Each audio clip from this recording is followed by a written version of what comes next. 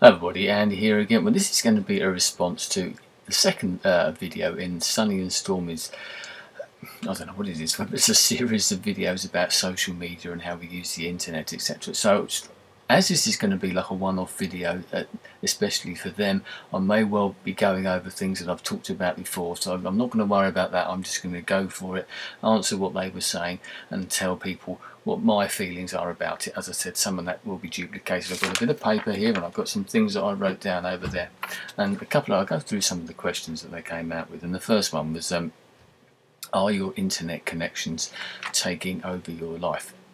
In a way, yes, they are. They've changed my life, and I think that's the point. One of the other things that they were saying is, how is it affecting you generally and what you're doing, and it's taking over your life, but how is it taking over your life? I think a lot of it depends on how you use the internet and how you use these tools, because they were talking about the Facebooks and that, which I'll come to, and going through the sites that I particularly use and the reasons that I use them.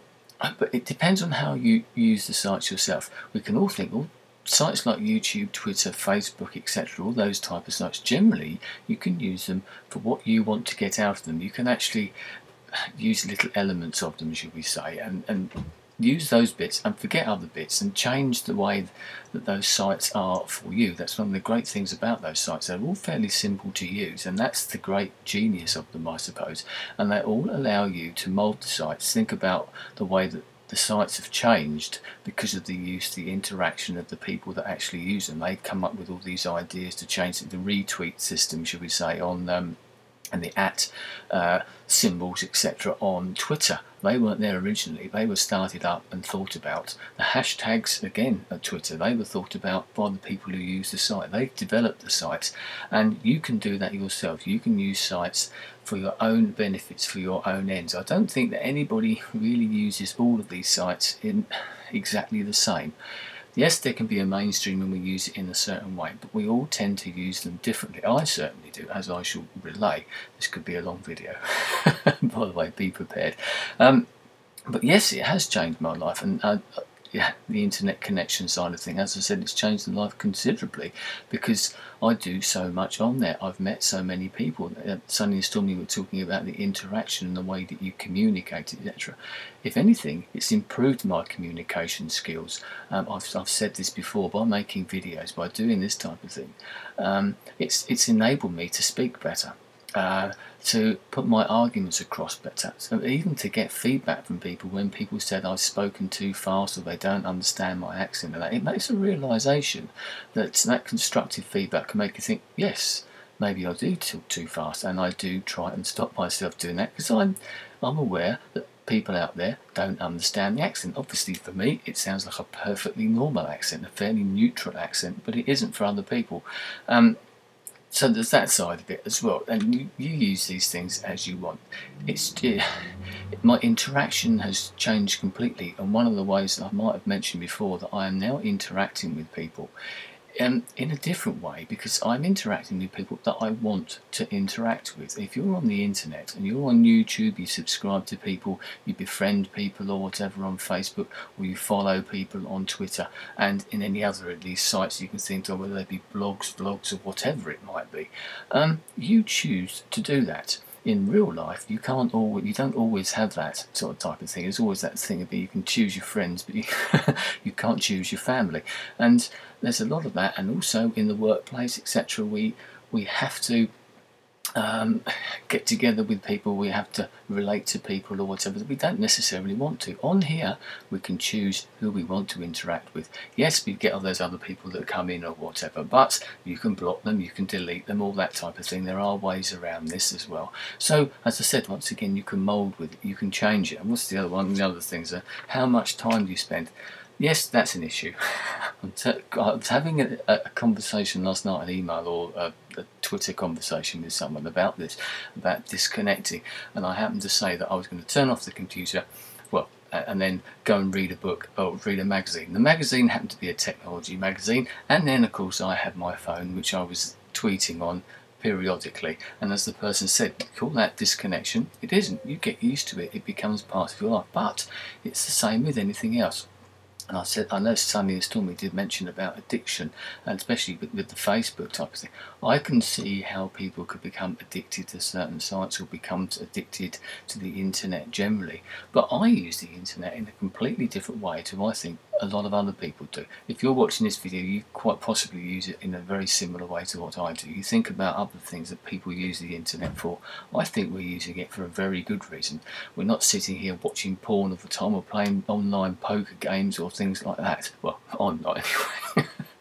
And I think we're using it for a very good end. We're actually using it for what it should be there for. One of the things I wrote down before, with Twitter, I go through some of the sites. You know, YouTube is the site that brought me here in the first place, and as I've said, it's the site that brought all of us people together. Sunny and Stormy being an example, all the other people that I tend to interact with online generally, with some exceptions, I met through YouTube. That was the common denominator. That was the one that sort of started it all off, and I know I've talked about that before. So that was that giant leap, and now it's spread out to all these other sites as well. YouTube is still the site that I go to probably first, apart from possibly Twitter. That's the one that I still use as a home, if you want to call that, although things do change. Now Twitter itself, yes, I was sceptical about Twitter, as a lot of people know out there, but now I find it invaluable, and not for the reasons. Yes, it can be inane, yes, it can be stupid. You can see people putting horoscopes up, which I know you mentioned, and they annoy the hell out of me as well. Why anybody wants to share some sort of made up horoscope, whether you agree with them or whether you don't, whether you believe them or whether you don't, I don't. Why do I want to know what your horoscope is? Surely the person who wants to know it is you, not me. Anyway, that's that little rant over. But the thing I found with Twitter, and what opened my eyes to it, is the possibilities with it. As I said, you can mould these sites to your own ends. And what I use Twitter for is, I've written down here, for learning, for information, for expanding my horizons, links to interesting things, links to interesting blogs, photographs, articles, other videos, should we say, other sites, whatever it might be. I change the people that I follow, but I follow a lot of people who are involved with social media across the world. I follow people who give me links to blogs or something. Yes, I follow some of the celebrity people that are on there as well.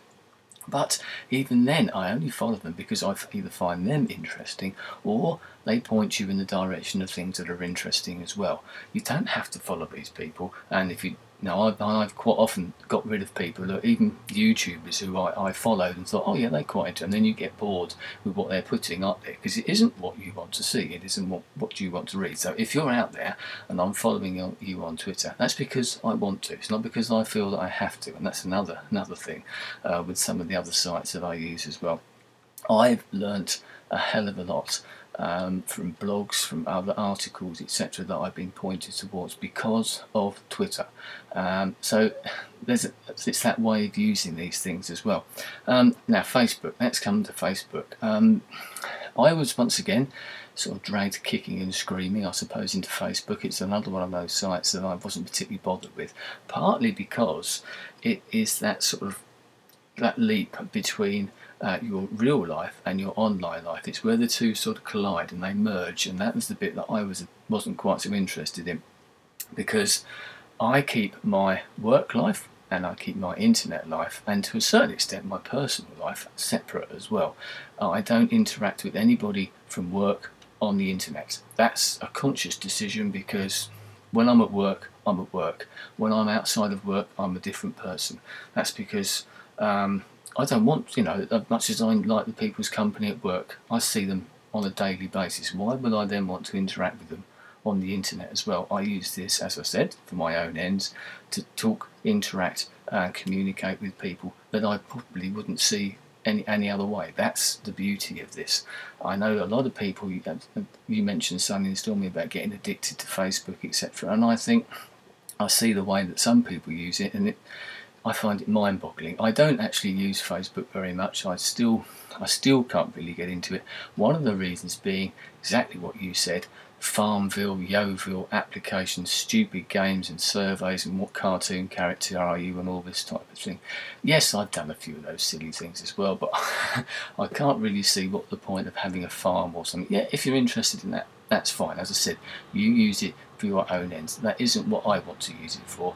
I've got in contact with people that I haven't been in contact with for years. We used to have a site over here in the UK called Friends Reunited, where you met up with old school friends. I've met up with a couple because of Facebook. They found me. Now, one of the things I was saying earlier, what I don't do with Facebook is that I never, or very, very rarely, actually ask someone to befriend me. I've got 80 odd friends on there. I think I probably could have a lot more than that, but that's because I don't ask people.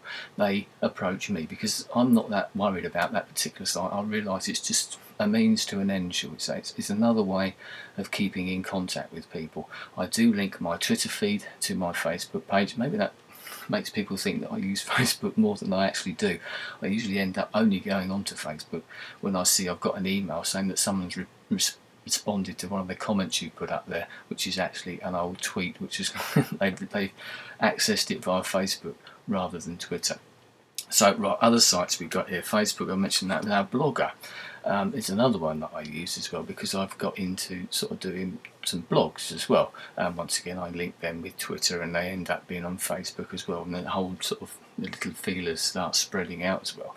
But that's something that I've thought about doing for quite some time, and I've actually really got into that recently, is the blogging. It's expanding my horizons, like I was saying earlier on.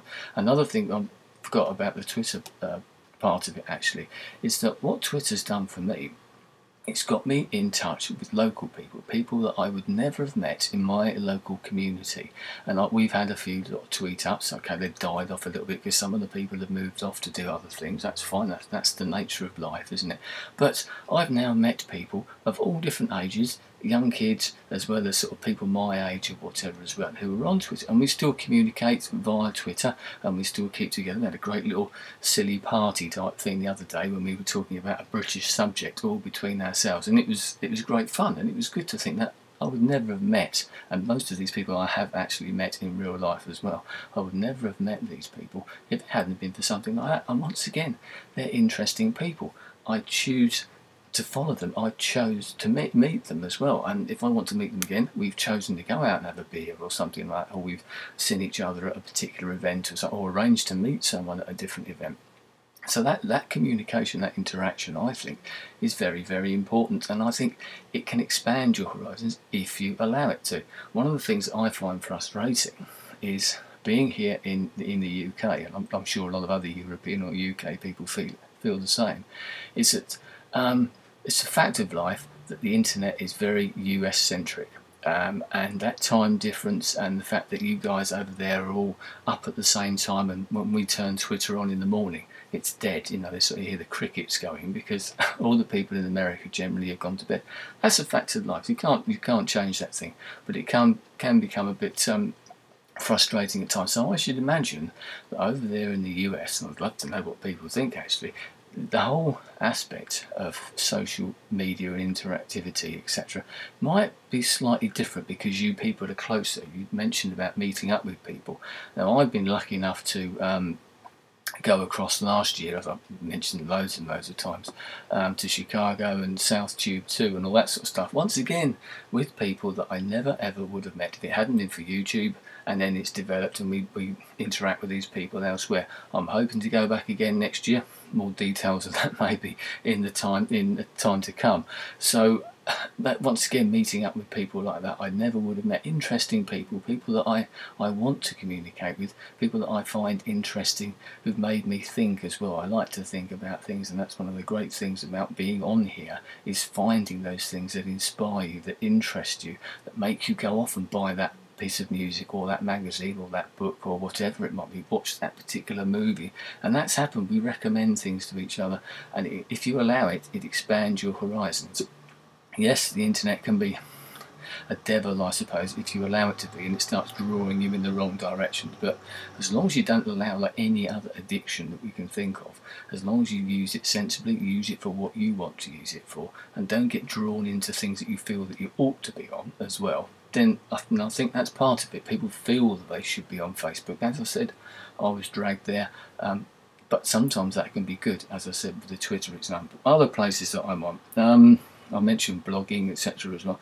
Daily Booth is another one that I, once again, I only do every so often, but it's another form. You go there and all these people are interacting, showing photographs of each other and sharing bits and pieces, as you can do with Facebook as well. And that's one of the dodgy things, I suppose, about Facebook, if you allow it to go too far, is that you can put too much information up there. That's a trap that so many people seem to fall into.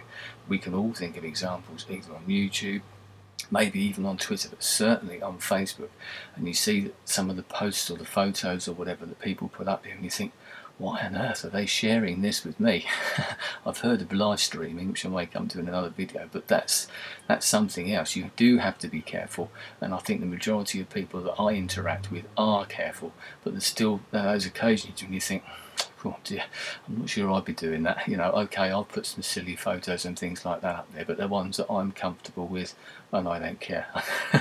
Another site I have just found, actually, which is another one of those things that I'm always open for new ideas. A site I found the other day, once again, through a link that was on Twitter that sent me somewhere else, and I found this is a site called Posterous, and what I'm going to do is I'm going to put some of the links over there to the sites that I'm on, or down there, wherever it might be nowadays, because Posterous, for those who who don't know, I suppose, I'm not sure if it's a UK site or whether it's an American site or whatever, I have no idea, but it's like a little mini personal website in a way, where you can grab all of your different streams from all your different sites that you're on, whether it be YouTube, Twitter, Facebook, Daily Booth stuff, pictures, your blogs, etc. like that, and you can share links and articles that you find as well, and you can put them all onto in a stream on your particular page, which you set up your profile as you do on all these other pages, but you can link them all in together. And the other thing you can do is, if you wanted to, you could post something on Posterous and it would then post it on all your other sites as well. I'm still exploring, I'm not tending to do that, but it's like a little personal website. So if you were interested in what I was talking about, if you're interested in what I'm doing, you know, on the internet, shall we say, if you go to that particular site, you can see all my blog posts, all my twit pics that come up there, any Daily Booth photos, YouTube videos, anything like that, or any other interesting articles that I happen to think, oh, I think I'm going to share that with you. So for me, the internet is a wonderful tool. It has changed my life. Yes, I probably spend too much time on there, but that's because I want to. As I keep going back to this, the way that we use these things, that's the problem sometimes.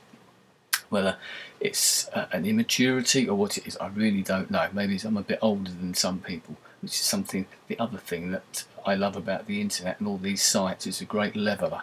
I interact with lots of people, and I constantly have to remind myself that I'm usually older than just about all the people I'm interacting with, meeting up with, or whatever. And that's what blows my mind, because we treat each other, I think the people that I interact with, we treat each other all exactly the same. We treat each other as equals. That doesn't always happen outside. That's something that the internet is often knocked down, but you think of what it's like and the prejudices, etc., that you get out in the real world, should we say, even amongst the community that you interact with.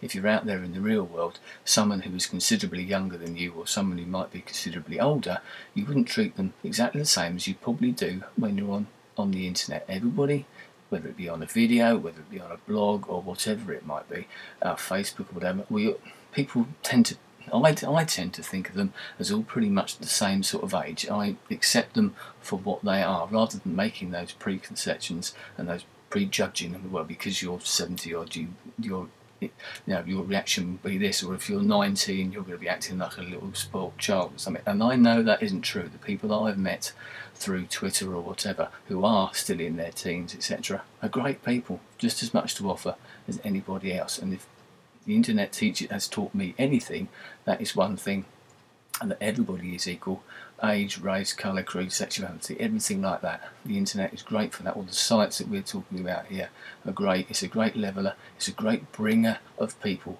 together, I think, if you allow it to. Once again, like anything else, you have to embrace it, but embrace it in the right way. Use it for your own ends. Use it for what you want to. Mould these sites to use exactly how you like to, and you, as with anything else in life, you'll get out of it what you want to put into it. If you're not interested, turn it off, go somewhere else. People leave sites all the time because they feel it's not for them. That's fine. We can't all like everything. There's nothing wrong with certain people leaving. If they feel they want to come back, they come back. But respect their opinions, respect their reasons for doing these things, and there you go. So, a long video, but as I said, it would be a long video.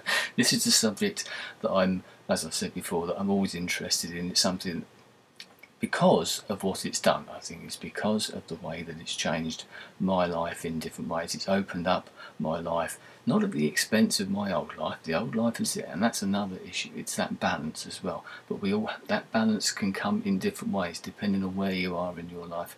My children are now that much older that I can devote, if you want to put that's the right word, I can devote more time to this. Other people can't do that. Once again, you use it as you want to use it. We all have our different priorities.